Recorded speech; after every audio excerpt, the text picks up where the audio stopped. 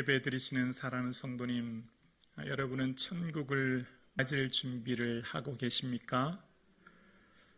좀 당황스러워 하시는 분들도 계신 것 같은데요. 중요한 일일수록 오랫도록 준비하지 않습니까? 요즘 이렇게 매스컴을 보면 무슨 의대반이라고 해서 초등학교 때부터 있다면서요. 명문학교 가려면 10년 이상 준비해야 된다면서요. 입학, 결혼, 진급 오래 준비해야 되지 않습니까? 중요한 걸수록. 심지어 여러분 이사만 가도 벽지는 무슨 색깔로, 가구를 바꾸면 가구는 어떤 걸로 준비하며 고민하듯이 우리가 영원히 거할 그 하나님 나라를 여러분 얼마나 준비하고 계십니까? 제가 이렇게 질문하면 속으로 마음으로 이렇게 반문하는 성도님들도 아마 계실 것 같습니다.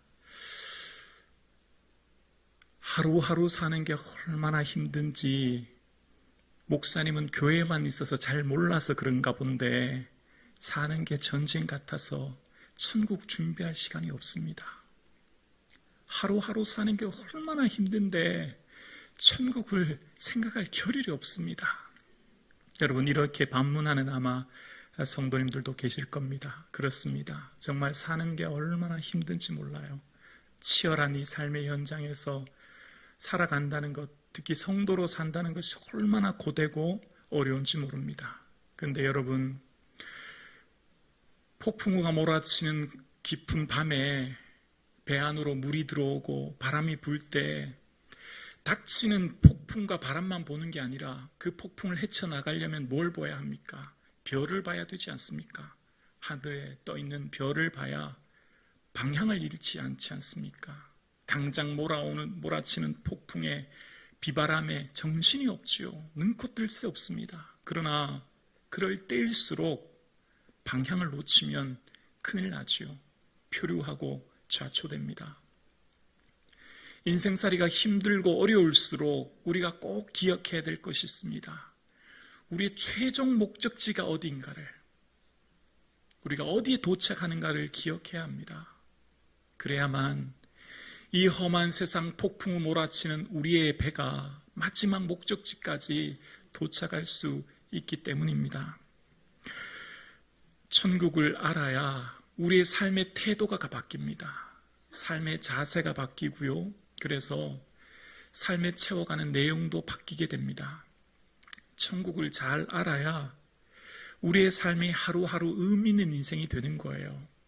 천국은 어떤 곳입니까? 영생이 있는 곳입니다. 천국의 상급은 영생이지요. 죽도록 충성하라. 그리하면 생명의 간을 내게 주리라. 하나님 나라를 향해 나아가 살아가는 자녀들에게 주시는 영생의 은혜가 있습니다. 의의 면류관이 있지요. 우리에게 주시는 영생의 은혜가 우리에게 있는 겁니다. 그래서 우리에게 주시는 이 큰 은혜를 바라보며 오늘도 살아가는 거예요. 그런데 또한 우리의 삶 가운데 이 영생의 은혜를 바라보는 우리의 삶에 또 한 가지 상급이 있습니다. 그것은 구원의 은혜 위에 더해지는 합당한 보상이 있는 거예요. 우리가 영생을 얻지요. 그 상급이 있는데요. 또 하나의 상급은 천국의 합당한 삶에 대한 보상의 상급을 말씀하셨어요. 얘들아, 너희가 이 땅을 살아갈 때 예수 믿는다고 나 때문에 욕을 당하고 박해받고 어려움 당하지 기뻐하고 즐거워해라. 그게 왜 기쁘고 즐거운 일이에요? 박해받고 고난받는 것이요. 하늘에서 너희 상이 큼이라. 하늘의 상이 있다는 거예요. 이 땅이 전부가 아니라는 거지요. 여기 상이라고 하는 원어의 뜻은요, 노동자가 열심히 하루 일해서 받는 응당한 대가, 삭스를 말합니다. 하루 종일 땀 흘려 애쓰고 수고한 자에게 주시는 그 충분한 대가가 주어지는 거지요. 그러니까 이것은 단순한 명예나 줘도 되고 안 줘도 되는 차원을 넘어선다는 걸 알 수 있어요. 하늘에서 너희 상이 크다라고 하는 원어는 많다라는 거거든요. 적다 많다 할 때 그 많다요. 그러니까 천국에서 상이 많게 된다는 의미입니다. 그래서 주님께서 우리에게 말씀하실 때, 천국에 대한 말씀을 이야기하실 때 예수님께서는 반드시 상급을 말씀하셨어요. 그래서 마태복음 10장 41절에도 보면 선지자의 이름으로 선지자에 영접하는 자는 선지자의 상을 받을 것이요 의인의 이름으로 의인을 영접하는 자는 의인의 상을 받을 것이요 또 누구든지 제자의 이름으로 이 작은 자 중 하나에게 냉수 한 그릇이라도 주는 자는 내가 진실로 너희에게 이르노니 그 사람이 결코 상을 잃지 아니하리라 하시니라 말씀하셨어요. 예수님께서는 예수님의 이름으로 작은 소자, 보잘것없는 자에게 냉수 한 그릇 주는 것도 잊지 않고 기억하시고 상 주신다 말씀하시는 거예요. 여기서 상은 단순한 구원을 말하는 게 아닙니다. 그러면 우리가 행위 구원이 되는 거죠. 열심히 몸으로 행하여 구원 얻는다 그런 의미가 아니라 주를 위해 헌신한 자에게 주시는 갚아주시는 보상을 말씀하는 거예요. 그래서 주님께서는 늘 설교를 통해서 우리에게 끊임없이 말씀하세요. 얘들아, 너희들이 이 땅을 살 때 사람에게 보이려고 너희들이 삶을 살지 마라. 보이려고 구제하거나 남을 도와주거나 보이려고 기도하거나 보이려고 금식하지 마라. 그러면 너희가 하늘 아버지께 상을 받지 못할 거다라고 말씀하시면서 너희들의 모든 삶은 은밀한 중에 보시는 하나님 앞에서의 삶을 살아야 돼라고 우리에게 말씀하셨어요. 주님께서 우리에게 원하시는 것은 이 땅에서의 삶이 전부가 아니며 결국 하나님 앞에서의 삶을 말씀하고 계신 거죠. 그래서 오늘 요한계시록에서도 내가 너희에게 줄 상이 있다. 너희들이 행한 대로 갚아줄 거야. 이렇게 말씀하신 거예요. 자, 이렇게 설교를 하면 여러분 듣는 우리 성도들, 저를 포함해서 우리들의 마음에 이런 마음이 들 수 있습니다. 상급이라고요? 상급이 많고 적다고요? 그러면 천국에서 차별이 존재한다면 그것이 천국이 될 수 있습니까? 이런 의문이요. 이 땅을 사는데도 비교와 경쟁, 우월로 인해서 차별받는 이 세상 사는도 이렇게 피곤하고 힘든데 우리가 그토록 원하는 그 천국에 갔는데 그곳에서마저 차별이 있다면 그것이 과연 참된 기쁨이 넘치는 사랑의 공동체인 천국이 맞을까라고 하는 의문이요. 여러분 어떻습니까? 천국에 갔는데 차별이 있다면 기쁠까요? 그런데 여기서 우리가 한 가지 생각해 보셔야 하는 게요.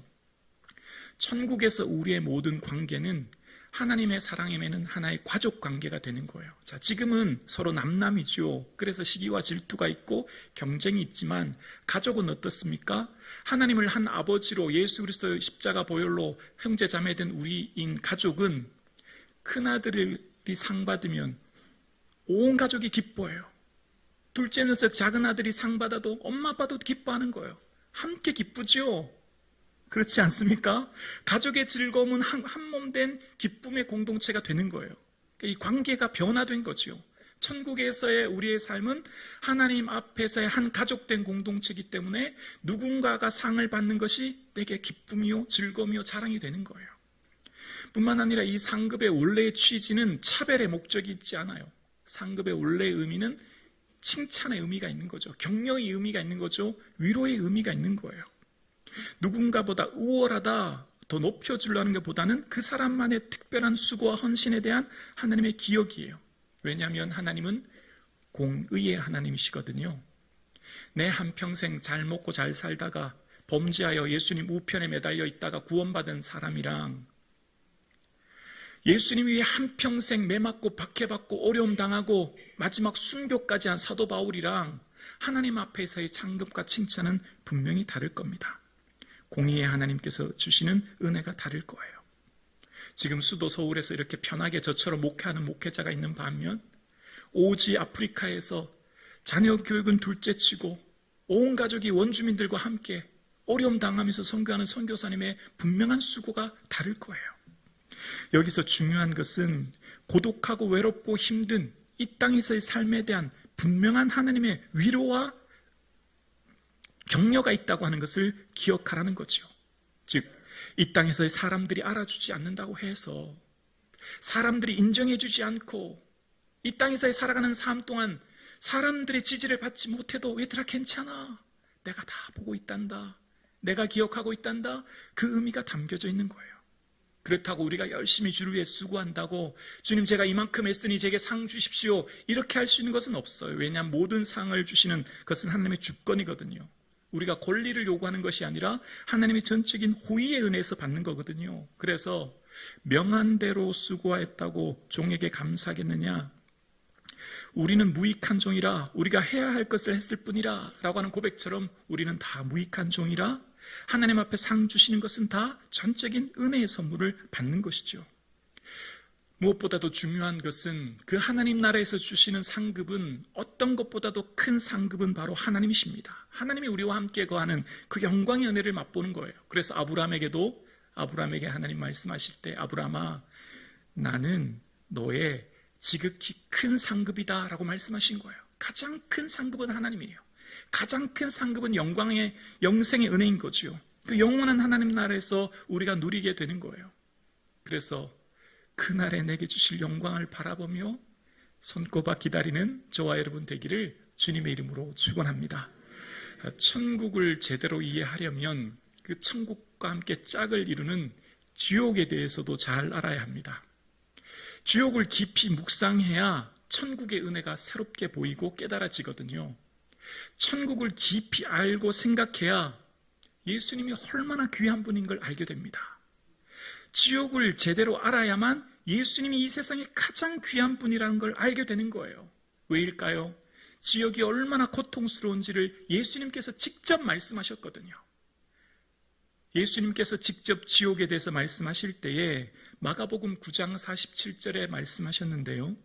만일 내 눈이 너를 범죄하게 하거든 빼버리라. 한 눈으로 하나님 나라에 들어가는 것이 두 눈을 가지고 지옥에 던져지는 것보다 나으니라.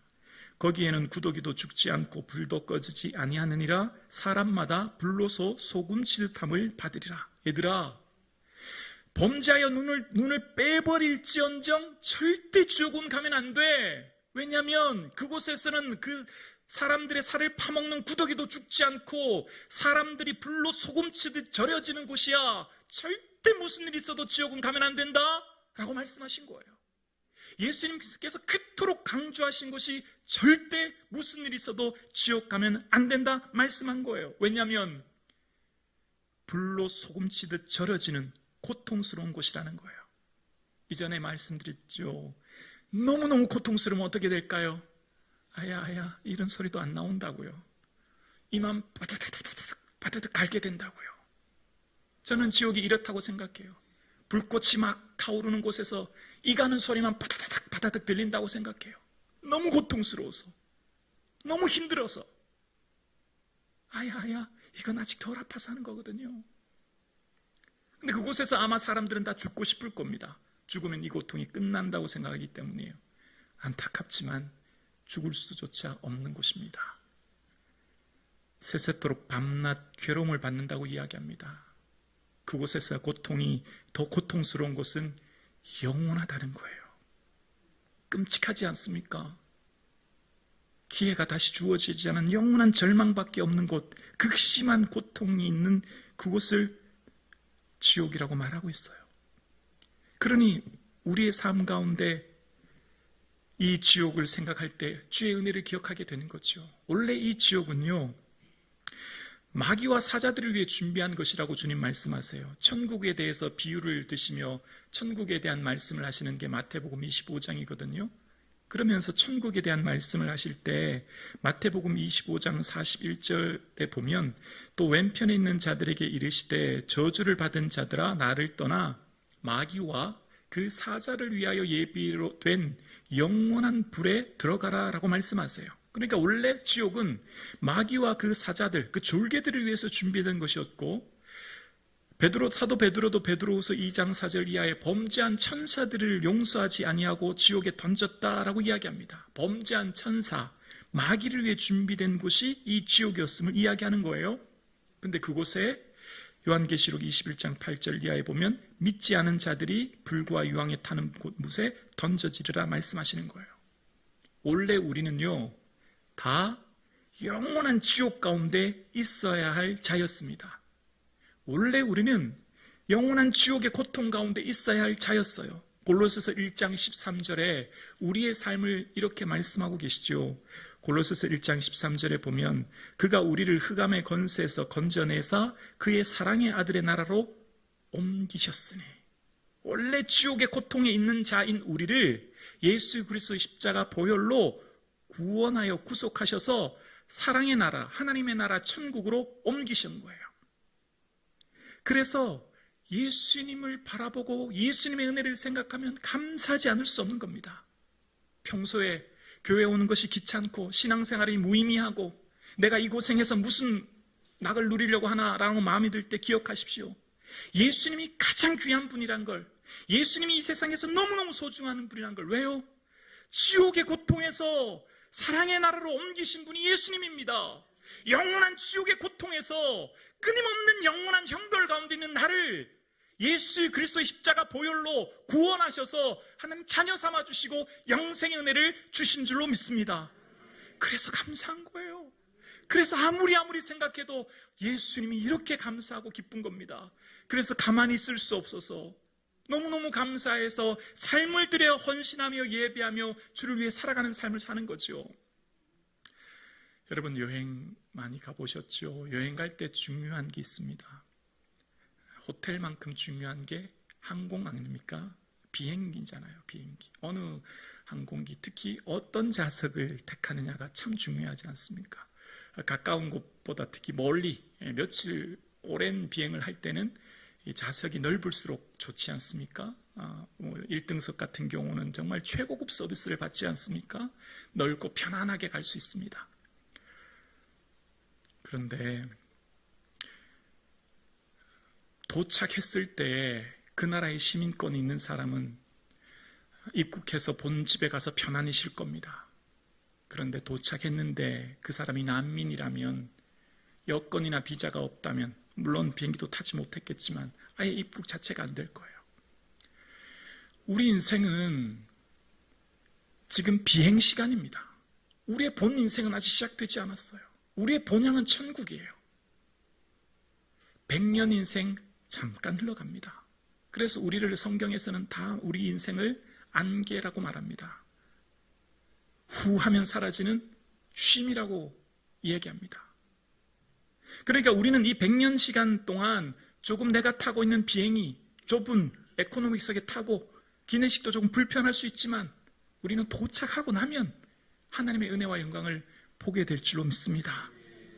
지금 조금 불편한 삶 가운데 살지만 우리는 세상에 아부하거나 기구지고 살지 않습니다. 어깨 펴고 당당히 살 수 있는 것, 우리의 마지막 종착지가 그들과 다르기 때문입니다. 비록 지금 사는 삶이 좀 어렵고 힘들 수 있어요. 있으면 감사하고 없으면 자족할 수 있는 힘이 여기서 나옵니다. 잘 동의가 하기가 어려우시죠? 없으면 자족이 잘 안 돼요. 사실 없으면 불평이 많이 나거든요. 여러분, 하나님이 목적지까지 도착하는 천국에서만 우리를 보호해 주시고 이 세상 사는 동안 내버려 평겨 두시고 너 알아서 살아라 그러실까요? 그런 하나님이 아니에요. 하나님 지금부터, 이미 우리는 영생의 삶이 시작된 거죠. 지금부터 우리의 삶을 영원토록 인도해 주시는 분이 하나님이신 줄로 믿습니다. 하나님은 이스라엘 백성들을 애굽에서 불러내실 때에 이 민족 저 민족에게 목을 꼭 구걸하면서 살게 하지 않으셨어요. 이 민족에게 빵을 구걸하면서 저 민족에게 물을 좀 달라고, 이 민족에게 가서 입을 옷을 좀 달라고 그렇게 살도록 만들지 않으셨어요. 하늘에서 만나를 내려 주셔서 그들을 먹이시고 입히시고 옷이 헤어지지 않게, 발이 부러뜨리지 않게 그들을 지키신 분이 하나님이에요. 우리 하나님은 없는 것을 있는 것 같이 부르시며 죽은 자를 살리시는 분이 하나님이십니다. 전능하신 하나님이 우리를 먹이시고 입히신 줄로 믿습니다. 우리는 경험해서 다 봐서 알잖아요. 여러 권사님들, 장로님들, 여러분 자녀들 교육시킬 때 사실 없었잖아요. 당장 내일 등록금도, 당장 교육비도 없었잖아요. 그래도 어떻습니까? 다 교육시켰잖아요. 당장 내일 떼끼니가 없어도 굶지 않았기에 오늘 우리가 여기 있는 거잖아요. 우린 경험으로 다 알고 있어요. 하나님 우리를 어떻게 도우셨다는 것을. 그때는 그때는 큰 문제 때문에 죽을 것 같은 큰 위기, 이 문제 때문에 내 인생은 이제 망했다, 이제 큰일 났다, 나 이제 더 이상 희망이 없다. 그럴 때도 하나님 우리를 인도해 주신 것을 우리는 삶으로 경험을 통해 알고 있습니다. 지나오고 보니 아무것도 아니었어요. 하나님의 은혜로 우리를 붙들어 주신 거죠. 하나님 결코 우리를 버리지 않으십니다. 우리와 함께 하시는 줄로 믿습니다. 그 좋으신 하나님이 지금 우리와 함께 하시는 거예요. 그 하나님의 은혜 속에 오늘도 우리가 거하는 거예요. 그래서 우리가 깨닫게 되는 게 있습니다. 하나님은 우리에게 말하고 있습니다. 얘들아, 너희들의 인생은 청직이야. 내게 잠시 너희들에 맡겨준 것 잘 관리만 하면 돼 라는 거예요. 세상의 모든 사람들의 소유에 관심이 있지만 하나님은 관리에 관심을 두라고 말씀하시는 겁니다. 그러면서 주님께서는 청지기를 얘기할 때 진실하고 선한 청지기는 주인에게 맡은 종들을 잘 때를 따라 먹을 것을 나눠주며 관리하는 청지기라고 말합니다. 청지기는 주인이 없을 때 재산과 종들을 관리하는 사람 아닙니까? 주인이라면 이럴 때 어떻게 했을까? 봄이 되면 씨앗을 뿌리고 가꾸게 하시고 가을이 되면 종들과 함께 거두게 하는 것, 주인의 마음을 헤아리면서 관리하는 것 청지기지요. 그런데 성경에 등장하는 악한 청지기의 특징이 있습니다. 마음속에 이렇게 생각하는 거예요. 아휴, 아직 주인 오려면 멀었어. 주인 드디어 올 거야. 먹고 마시며 취합니다. 다 내 것인 줄 알고 착각하는 거죠. 오늘 본문에도 말합니다. 보라 내가 속히 오리니. 도적과 같이 오는 겁니다. 주님 곧 오시는 거예요. 근데 어리석은 자는 아직 내 살 날이 멀었다. 아직 내가 이 땅에서 누릴 것이 많다. 그렇게 생각하면서 산다는 겁니다. 우리가 신앙생활 하면서 시험에 들고 슬럼프에 드는 중요한 이유가 뭘까요? 나는 주를 위해 이렇게 많이 드렸고, 나는 주를 이렇게 많이 헌신했고, 나는 주를 이렇게 많이 했는데 사람들이 안 알아주고 하나님이 내게 어려움 주실 때 우리는 마음이 상해요. 내게 드린 거가 내 것일까요? 하나님께 받은 것 주께 드린 거예요. 내게 없어요. 다 주님의 것인 거죠. 우리가 주께서 맡겨주신 것 잠깐 관리하는 것 뿐입니다. 이 세상에는 두 부류의 인생이 있습니다. 예수님 오실까봐 겁내는 인생이 있고요. 예수님 오시기를 간절히 기다리는 인생이 있습니다. 예수님 오실까봐 겁내며 두려워하며 덜덜덜 떠는 인생이 있어요. 아직 내가 누릴 게 많고 즐길 게 많고 이 땅에서 더 많이 누려야 되는데라고 사는 인생이요. 반면 하루하루 손꼽아 기다리면서 이제나 저제나 오실까? 예수님 생각하면서 준비하는 인생은 예수님 오실 때 감사하고 감격하고 기뻐하죠. 왜냐하면 그 관심이 다 하늘에 있기 때문입니다. 그 소망이 천국에 있기 때문이에요. 예수님 맞을 준비하는 인생은 끊임없이 하늘을 바라보며 삽니다. 그래서 예수님께서는 천국을 설명하며 비유하실 때 마태복음 25장에도 보면 얘들아 천국은 준비하는 자의 거야 라고 말씀하시면서 슬기로운 5처녀의 비유를 들면서 등과 함께 기름을 준비하라는 겁니다. 천국은 준비하는 자의 것이라는 거예요. 우리의 삶 가운데 천국을 잊지 않고 기억하며 준비하는 삶 되기를 사랑하는 성도님 축원합니다. 귀한 것일수록 준비하지 않습니까? 천국을 준비하면 우리의 시야가 새로워집니다. 삶의 우선순위가 새로워지고 우리의 가치 기준이 달라지는 거예요. 바로 우리의 참된 보배, 우리가 정말 가치 있는 게 뭔가를 깨달아 알게 되는 거죠. 인생에 정말 귀한 게 뭔가? 사도 베드로는 베드로전서 1장 7절에 그가 이런 고백을 합니다. 너희 믿음의 확실함은 불로 연단하여도 없어질 금보다 더 귀하여 예수 그리스도께서 나타나실 때에 칭찬과 영광과 존귀를 얻게 할 것이라. 이 땅을 살아가는 데 있어서 생명 다음으로 중요한 것은 금입니다. 모든 사람들은 금을 향해 달려갑니다. 금이 있어야 먹고 마실 수 있고 금이 없으면 우리 삶의 생존이 위협받을 만큼 금은 너무너무 중요한 가치입니다. 이 땅에 있어서 금을 싫어하는 사람, 바꿔 말해 돈 싫어하는 사람 아마 아무도 안 계실걸요. 다 좋아할 거예요. 그런데 베드로가 말합니다. 금보다 더 귀한 가치가 있다고요. 금보다 더 귀한 게 뭐라고요? 믿음이라고요. 금이 최고의 가치가 아니라는 겁니다. 잠깐 100년에 의해서는 기쁘겠지만 믿음이 영생을 결정합니다. 믿음이 영생의 삶을 좌우하는 겁니다. 영원한 생명이 믿음이 결정하는 거예요. 그래서 베드로가 말합니다. 여러분을 향해 오는 불시험을 이상한 일 당하는 것 같이 여기지 마십시오. 잠깐 근심되지 않을 수 없으나 여러분 기뻐하십시오. 네로 황제의 박해 때문에 온 가족이 위협, 재산, 생명 다 잃어버리는데 기뻐하래요. 어떻게 이게 말이 되는 이야기입니까? 즐거워하래요. 어떻게 즐거워할 수 있습니까? 하늘의 상을 바라보기 때문입니다. 우리의 본 삶은 천국에서 시작되는 거예요. 천국이 우리에게 있고 그 나라를 바라보기에 지금의 현재 고난, 어려움, 힘든 삶이 있지만 삶의 자리를 지키고 날마다 깨어있어 나아가는 것, 내 십자가를 지는 것, 천국을 바라보는 삶이기 때문에 가능한 거예요. 왜 한국 교회가 약해졌을까요? 왜 한국교회 성도들이 힘을 잃었을까요? 천국 소망을 잃어버렸기 때문입니다. 세상 사람들과 똑같은 가치관 속에 물들어서 그들과 비교하니 우리의 삶이 낙심되는 거죠. 우리의 신앙이 회복되는 건 뭘까요? 천국 소망을 회복하는 겁니다. 우리에게는 영원한 하나님 나라가 기다리고 있는 줄로 믿습니다. 그래서 예수님 말씀하셨죠. 얘들아, 사람이 온 천하를 얻고도 제 목숨을 잃으면 무엇이 유익하냐? 사람이 이 땅 모든 것 다 가져도 제 목숨이라는 것은 영생이거든요. 영생을 잃어버린들, 이 세상에서 제 아무리 좋은 것 누리고 마시고 가져도 아무 의미 없다. 영생을 잃어버린 인생이야말로 가장 어리석은 인생이야 라고 말씀하는 거예요. 오늘 함께 예배드리시는 사랑하는 성도님, 가끔씩 하늘을 좀 쳐다봤으면 좋겠습니다. 가끔씩 하늘을 바라보며 한 1분이라도 저 영원한 하나님 나라를 좀 바라보았으면 좋겠습니다. 얼마나 사는 게 힘들고 어려우십니까? 참 고되고 어렵지요. 주를 이 예배 한번 드리기가 얼마나 어려운지 잘 알고 있습니다. 주를 위해 헌신하고 봉사하는 것이 얼마나 고된지도 알고 있습니다. 그런데 여러분 기억하셔야 됩니다.